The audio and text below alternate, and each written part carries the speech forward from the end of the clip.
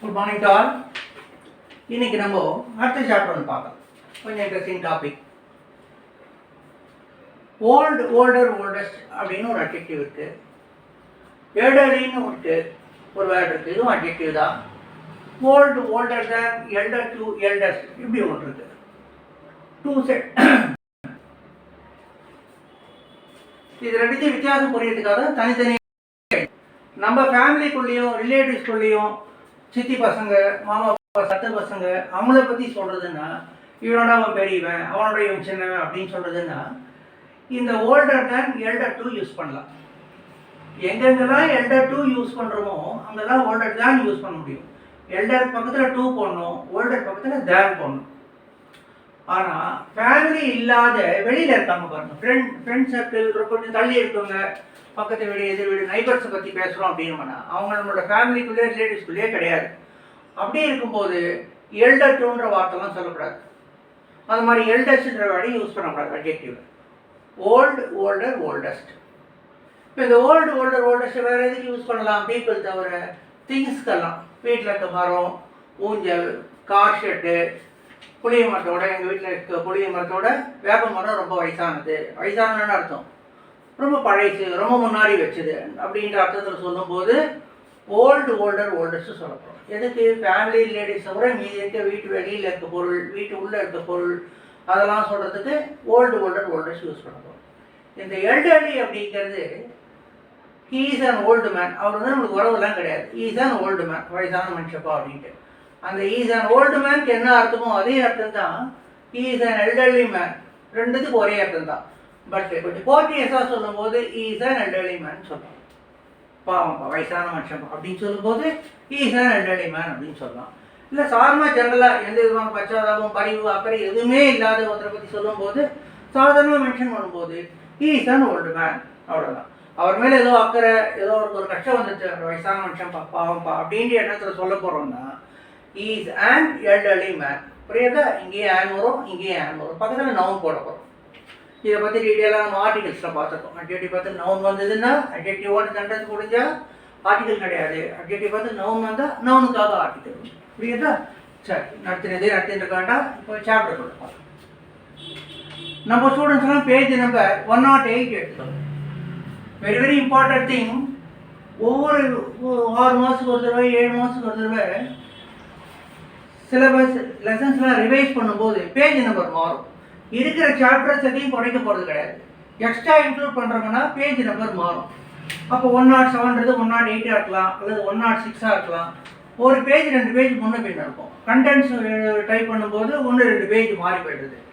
நான் இப்போ தான் கம்ப்யூட்டர் கற்றுட்டு கொஞ்சம் கொஞ்சமாக. ஸோ அதில் டைப் பண்ண தெரியல எனக்கு, 1-2 பேஜ் மாறி போய்டுது. பேஜ் அலைன்மெண்ட் தெரியல எனக்கு சாருக்கு. அதனால அட்ஜஸ்ட் பண்ணிக்கோங்க, ஸ்டூடெண்ட்ஸ் எல்லாம் அட்ஜஸ்ட் பண்ணிக்கோங்க. நம்ம ஸ்டூடெண்ட்ஸ் எல்லாம் பேஜ் நம்பர் 108 எடுத்துக்கோங்க. நம்ம ஸ்டூடெண்ட்ஸுமே நம்மள்கிட்ட ஃபீஸ் கட்டி படிக்கிற பசங்க. அவங்களுக்கு ஒர்க் ஷீட் அனுப்புகிறோம், கிராமர் ஒர்க் ஷீட் அனுப்புகிறோம், ஒர்க் புக் அனுப்புகிறோம்.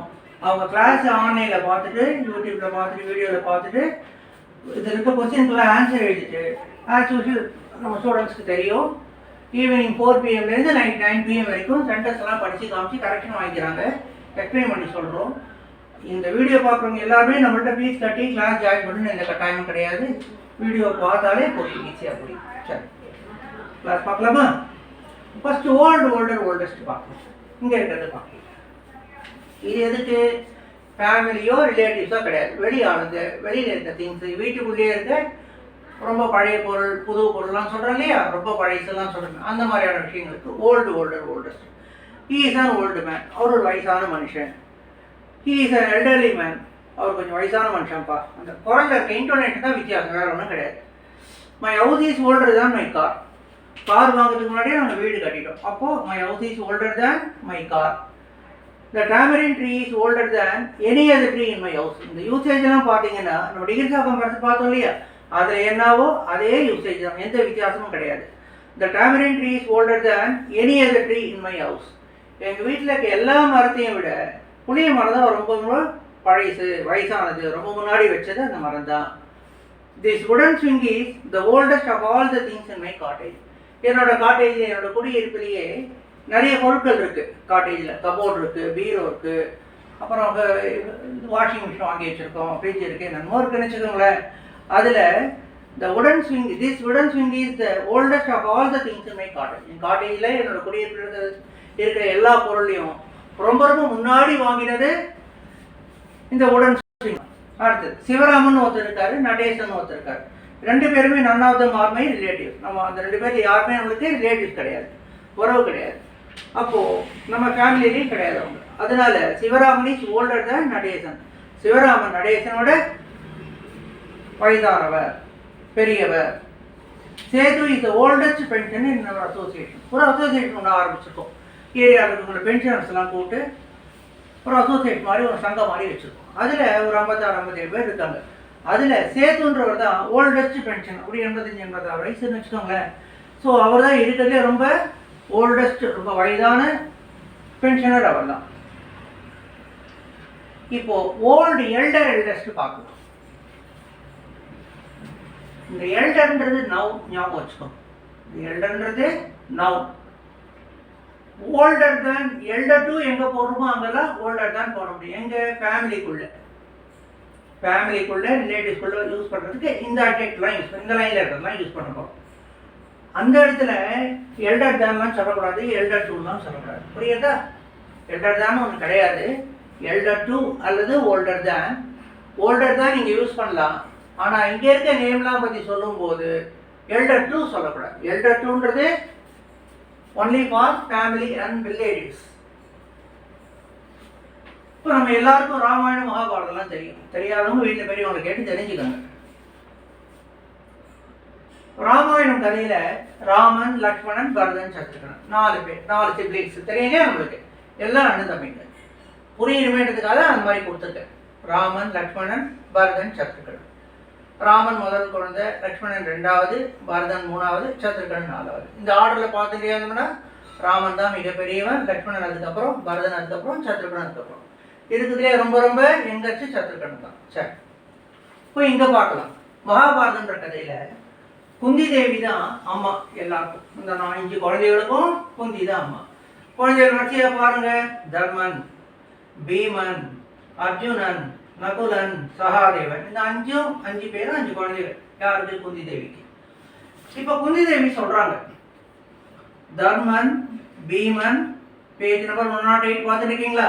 Dharman, Bheeman, Arjunan, Nakulan, Sahadevan are my sons. இவங்க எல்லாரும் என்னுடைய மகன்கள், பிள்ளைகள். Dharman is my eldest son. Dharman தான் என்னுடைய மூத்த மகன். ஓல்டஸ்ட் சன் சொல்லக்கூடாது, எல்டஸ்ட் சன். ஏன்னா ஃபேமிலிக்குள்ள சொல்கிறோம், ரிலேட்டிவ்ஸ்குள்ள சொல்கிறோம். Dharman is my eldest son. Dharman is the eldest of all my sons.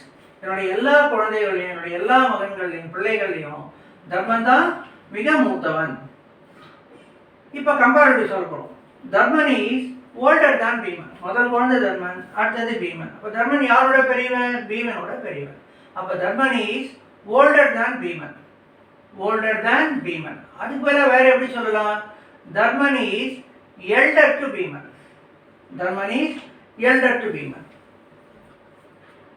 Bheeman is older than Arjunan. Bheeman அர்ஜுனனை விட மூத்தவன். அதை வேற எப்படி சொல்லலாம்? ஓல்டர் தான் பதிலாக எல்டர் டு போட்டு சொல்லப்படும். Bheeman is elder to Arjunan.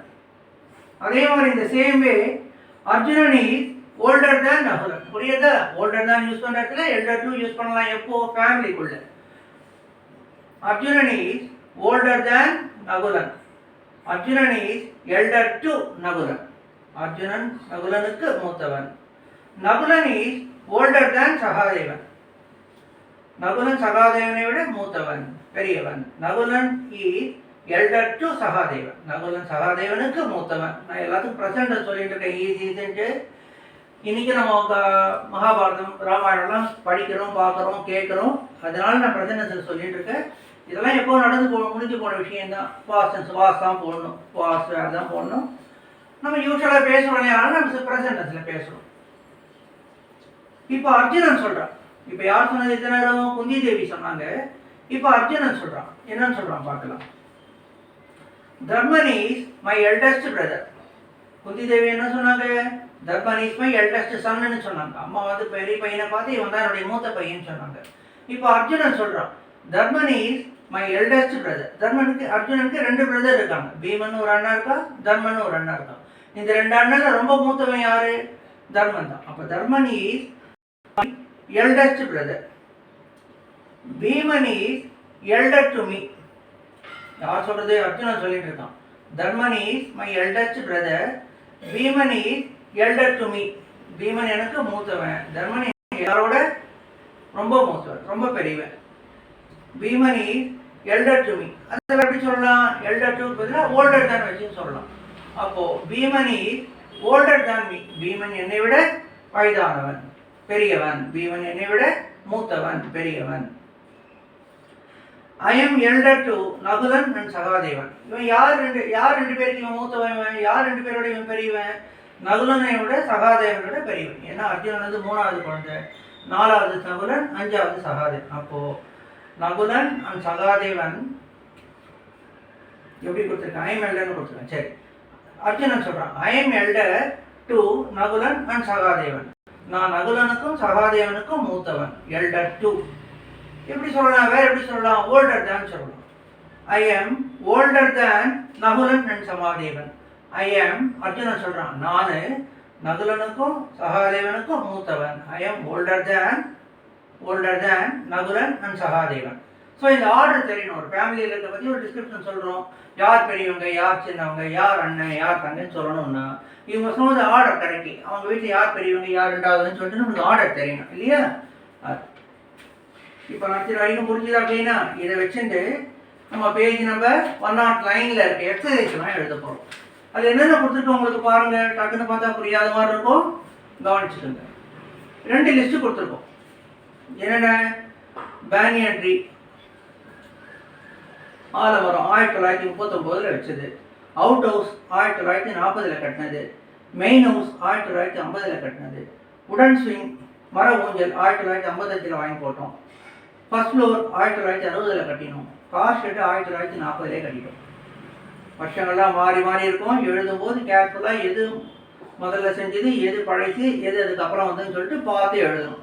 கீழே ஃபில்லிங் பிளாங்க்ஸ் கொடுத்துருக்கேன். இந்த இடத்துல நீங்கள் போட வேண்டியது ஓல்டஸ்டா, ஓல்டு எல்டர் டு எல்டஸ்டா, ஓல்டர் தானா, ஃபேமிலிக்குள்ளே இருக்கவங்களா, வெளியில் இருக்கவங்களான்னு பார்த்துக்கோங்க. ஃபேமிலிக்குள்ளே இருக்கவங்க எப்படி தெரிஞ்சுக்கிறோம்? இந்த லிஸ்ட்டை பார்த்துக்கோங்க. தர்மன், பீமன், அர்ஜுனன், நகுலன், சகாதேவன், ராமன், லக்ஷ்மணன், பரதன், சத்ருகனன்.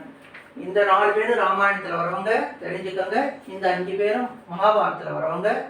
சென்டென்ஸ் படித்து பார்த்தாலே புரியும். அப்புறம் இதெல்லாம் திங்ஸ் பார்த்தோமா? பார்த்தது பென்ஷனர் பேஜ் நம்பர் 109 பார்த்துக்கோங்க. பென்ஷனர்ஸ் பற்றி சொல்ல போகிறோம். நம்ம அசோசியேஷனாக இருப்பாங்க. விவேகானந்தன்னு ஒரு பென்ஷன் இருக்காரு, அவருக்கு 64 வயசாகுது. மரகதம் அப்படின்னு ஒரு பென்ஷனர் இருக்காங்க, அவங்களுக்கு 60 வயசாகுது. சுந்தரின்னு ஒரு பென்ஷனர் இருக்காங்க, அவங்களுக்கு 63 வயசாகுது. சக்கரபாணி அப்படின்னு ஒருத்தர் இருக்கார், அவருக்கு 65 வயசு. பிரான்சிஸ் அப்படின்னு ஒருத்தர் இருக்கார், அவருக்கு 60 வயசு. ஷெரீஃப்க்கு 67 வயசு.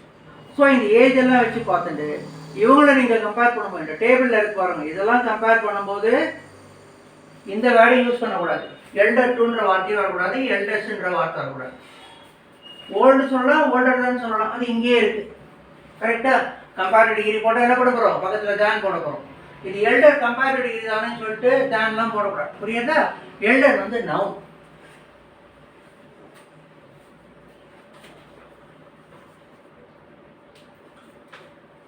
Elder noun, elderly adjective. ஞாபகம் வச்சுக்கோங்க. சரி, கிளாஸ் புரிஞ்சுதா இன்னைக்கு? ஆஸ் யூஷுவல் சென்டென்ஸ்லாம் எழுதிட்டு ஆன்சர்ஸ்லாம் எழுதிட்டு between 4 PM and 9 PM படிச்சு காட்டுங்க. While you make me calls, if the phone is continuously engaged, don't worry for that, don't scold me. என்ன திட்டாதீங்க.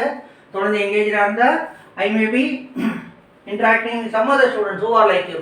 உங்களை மாதிரி இருக்க ஸ்டூடெண்ட்ஸ் கிட்ட கிளாஸ் நடத்திட்டு இருப்பேன், பேசிட்டு இருப்பேன், டவுட்ஸ்லாம் கிளியர் பண்ணிட்டு இருப்பேன். அதனால ஃபோன் பண்ணி பார்த்துட்டு சார் எடுக்கலையும் வச்சுக்காதீங்க. நான் பார்த்துட்டு உங்கள்கிட்ட கால் வந்தது தெரிஞ்சுட்டு I will call you back. புரியுதா? சரி, நெக்ஸ்ட் கிளாஸ் பார்க்கலாமா? குட் நைட் சொல்லிடலாமா? உங்க எல்லாரும் குட் மார்னிங் சொல்லணும். Once again good morning, good night.